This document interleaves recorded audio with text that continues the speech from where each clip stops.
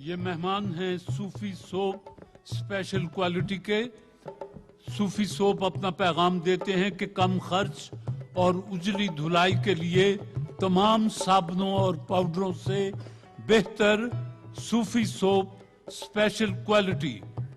आज के मेहमान एक डॉक्टर हैं, इस्तेकबाल कीजिए डॉक्टर अजमत के मजीद। डॉक्टर साहब, इलाज बिल ग़िज़ा बहुत फैला हुआ सब्जेक्ट है ये। बिल्कुल सही फरमाया आप। तो इस पर कुछ रोशनी। इसमें सबसे पहले तो मैं ये कहना चाहूँगा अपने नाजरीन को कि हम जब शिफा ढूंढते हैं तो हम गलत जगहों पे शिफा ढूंढते हैं। अल्लाह ताला ने जैसे कुरान में फरमाया सूरह हशर में वइज़ा मरज़तु हुआ यशफीन, उससे पहली जो आयत है अल्लाह ताला फरमाता है कि मैंने तुम्हें बनाया, मैं ही तुम्हें खिलाता और पिलाता हूँ, और उसके बाद अल्लाह ताला फरमाता है कि मैं ही तुम्हें बीमारी से शिफा देता हूँ। तो ये बात याद रखिए कि शिफा जो है वो सही खाने में है। और इलाज बिल ग़ज़ा को अगर मैं नाजरीन के लिए चंद जुमलों में समोना चाहूँ तो मैं इसको इस तरह अर्ज़ करूँगा कि जैसे एक गाड़ी जो है वो पेट्रोल पे चलती है, आप उसमें कभी कोई और पानी नहीं डालते या डीजल नहीं डालते, इसी तरह इंसान की बनाई हुई गाड़ी भी जो है वो उस चीज पे चलनी चाहिए जो हमारे रब ताला ने हमारे लिए बनाई है। अपनी खुराक में से चीनी को निकालिए, सफेद चीनी को। इस चीनी के अंदर रंग काट मौजूद होता है। और ये भी मैं आपको बताता चलूं कि जो ख्वातीन के चेहरे पे झुर्रियां और जो छाइयां और जो डार्क सर्कल्स होते हैं, जो हल्के जिनको हम कहते हैं, उसका भी चीनी में बहुत ज़्यादा रोल है। जिन बच्चों का कद नहीं बढ़ता, जो बच्चे बहुत ज़्यादा चीनी खाते हैं, वो अपने पढ़ाई में भी नहीं सही होते और उनके कद भी पूरे नहीं बढ़ पाते। और जो बड़ी उम्र में बहुत ज़्यादा मीठे का इस्तेमाल करते हैं, उनका जिस्म जो है वो बहुत जल्दी जवाब दे जाता है। तो काली जिसे कहते हैं शक्कर और काला गुड़ जिसके अंदर रंग काट नहीं डला हुआ, उसको अपनी खुराक में लेके आइए। और जितना आप नेचर के करीब हो जाएंगे उतने ही आप बीमारी से दूर रहेंगे। इस मुख्तसर सी बात से तो मैं ये समझा कि जितने दोस्त हैं उनको सफ़ेद चीनी से गुरेज करना चाहिए ताकि वो सेहतमंद रहें। आटा तो हर घर की ज़रूरत है जी। आटा किस तरह से और किस किस्म का इस्तेमाल करना चाहिए जी? आटा मैदा नहीं इस्तेमाल करना चाहिए जी। आटे के अंदर से वो आटा जिसके अंदर से सूजी निकाल ली गई है, वो आटा जिसके अंदर से वो छान निकाल लिया गया है, वो आटा हमें कोई सेहत नहीं देता, बल्कि वो मुज़र सेहत है। का मतलब डॉक्टर साहब ये हुआ कि मैदे से बनी हुई चीजें भी मुज़र सेहत हैं जी, सख्त मुज़र सेहत हैं। तो इसलिए हमें चक्की का आटा खाना चाहिए, सफेद डबल रोटी से और बेकरी से परहेज करना चाहिए, बोतलों से परहेज करना चाहिए। आम तो रोजमर्रा की हमारी ग़िज़ा में जो जो चीजें शामिल हैं, आप उनके बारे में हमें बता रहे थे कि ये मैदे से मुराद ये कि बेकरी हमारी जिंदगी से निकल गई। बिल्कुल निकल जानी चाहिए जी। बेकरी हो गई, चीनी हो गई, उसके बाद हमारे ये मसाला जात, बने बनाए मसाला जात, उसके बाद कुछ वो ख़ास जायकेदार क्यूब्स मिलते हैं, वो मसाले की पुड़ियाँ मिलती हैं, उनसे इज्तनाब करना बहुत ज़रूरी है। सफ़ेद सिरका सेहत के लिए बहुत मुज़र है, आप नेचुरल सिरका इस्तेमाल कर सकते हैं। इस किस्म की चीज़ों का ख्याल रखना। और एक बात याद रखिए, अक्सर लोग मेरे से ये पूछते हैं कि सेहत का राज क्या है, तो मैं आप लोगों को ये आज अर्ज़ करूँगा कि अच्छा हाजमा जो है, अगर आपका हाजमा ठीक है तो आप बीमारी से दूर रहेंगे। अगर आपका हाजमा ख़राब है तो आपको बीमारी आपके वक्त से बहुत पहले आन पकड़ेगी। तो मेरी आपसे ये गुजारिश होगी कि हाजमे को बेहतर करने के लिए दही का इस्तेमाल बहुत ज़्यादा ज़रूरी है। दही का इस्तेमाल खूब कीजिए। और दही में वो बात कर रहा हूँ जिसको हम कहते हैं कूंडे वाला दही, जो जमाया जाता है, वो आपके लिए बहुत मुनासिब है। उसके अलावा अपनी खुराक में प्रोटीन रखना। जब आप दालें खाएं तो कभी धुली हुई दाल मत खाएं, हमेशा छिलके वाली दाल खाइए। اور جب بھی دال کھائیں تو 3-4 دالوں کو کٹھا ملا کے کھائیے, تو وہ دال کی جو پاور ہے وہ تقریباً درجنوں گنا بڑھ جاتی ہے. اسی طرح اگر آپ لال لوبیا کھائیں تو اس کے ساتھ سفید لوبیا کو مکس کر کے کھائیں, اور جب آپ کالے چنے کھائیں تو اس کے ساتھ سفید چنوں کو مکس کر کے کھائیں.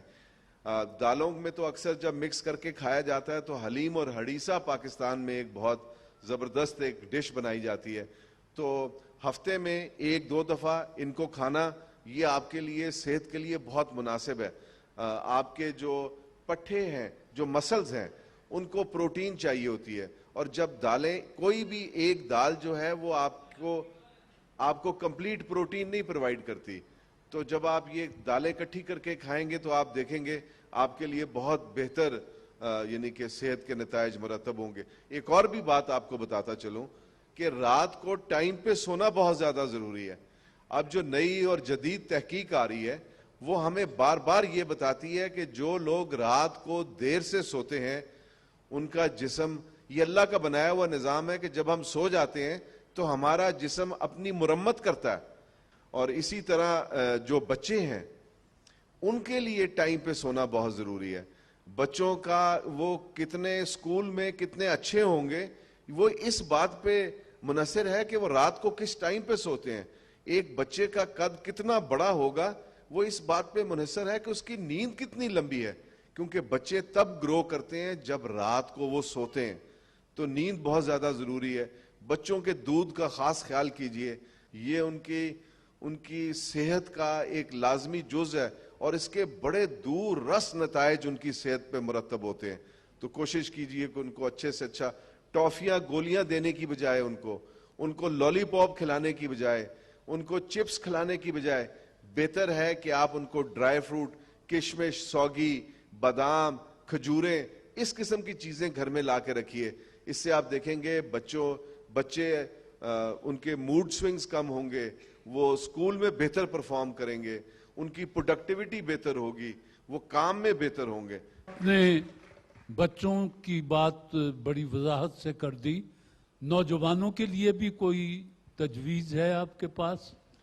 جی, میں نوجوانوں کو یہ کہوں گا کہ انڈا ضرور کھایا کریں, اور انڈا جو ہے وہ ہمیشہ زردی کے ساتھ کھانا چاہیے.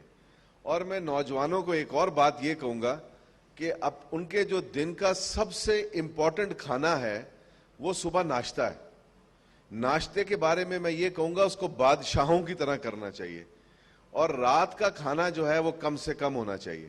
بعض لوگ انڈا کھاتے ہیں لیکن اس کی زردی کو علیحدہ کر دیتے ہیں کہ یہ دل کے لیے ٹھیک نہیں ہے, تو اس پر آپ کی کیا رائے ہے؟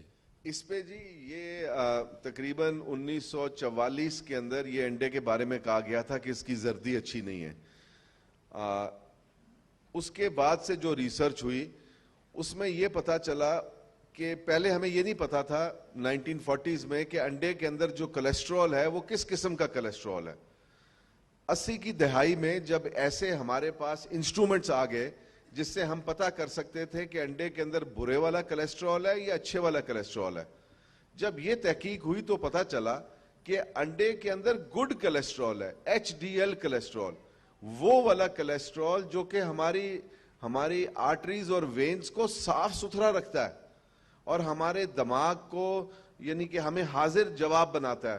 ہمارے دماغ کا وہ فیول ہے, ہمارے ہر سیل کا وہ فیول ہے. تو 1980 کی دہائی کے بعد سے لوگوں نے, ڈاکٹروں نے اور سائنسدانوں نے یہ بتانا شروع کر دیا کہ انڈا, ایک پورا انڈا ایک بہت مفید چیز ہے اور اس کو ضرور ہمیں کنزیوم کرنا چاہیے. ہر انسان یہ چاہتا ہے کہ ہماری طرف, یہ مشرق کی طرف والے, کہ اس کا رنگ گورا ہو جائے. تو رنگت گوری کرنے کے لیے بے شمار کروڑہا روپیہ لوگ ٹیلی ویژن اور اخبارات میں اشتہارات پر صرف کرتے ہیں. تو کیا انسانی غذا میں اس کا کوئی تعلق انسانی رنگت سے ہے؟ اگر آپ کی خوراک میں ایسی چیزیں نہیں ہیں جن کا ہم نے پہلے ذکر کیا, اور میں نے یہ بھی بتایا کہ چھائیاں اور جو وہ ہلکے ہیں, وہ اگر آپ چینی اور میدا اور سرکہ اور اس قسم کی چیزیں استعمال کریں گے جو کہ آپ کے جسم کا لازمی جز نہیں ہے, تو آپ کی سکن انویریبلی خراب ہوگی. اب سکن کو بہتر کرنے کے لیے سب سے بہترین چیز کیا ہے؟ سب سے بہترین چیز سکن کو بہتر کرنے کے لیے وٹامن سی ہے.